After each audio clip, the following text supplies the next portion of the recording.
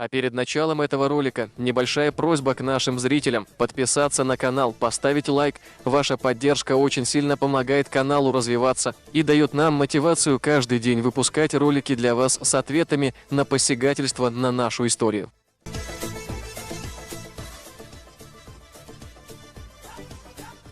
Данный видеоролик не преследует цели задеть или оскорбить чьи-либо чувства. Ролик был создан исключительно в образовательных и познавательных целях. Берегите себя.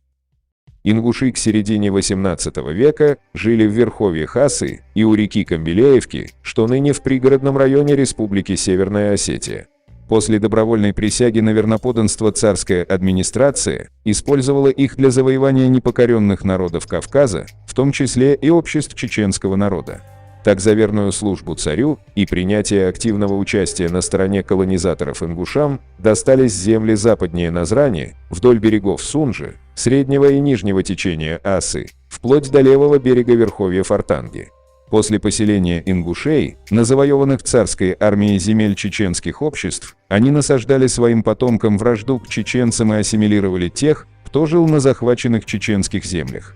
Каким образом, с помощью кого и за какие услуги ингуши получили земли, мы видим в следующем документе.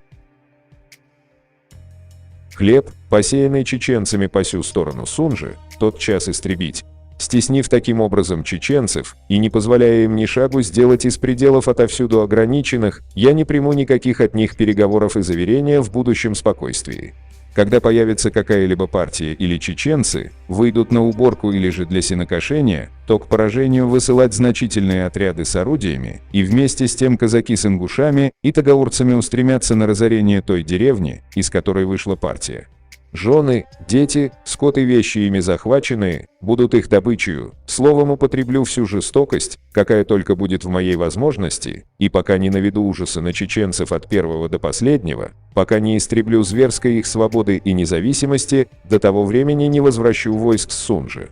Но и тогда, по испрошению воли вашего высочества, оставлю наонные укрепления, чтобы всегда содержать народ сей в крайней обузданности.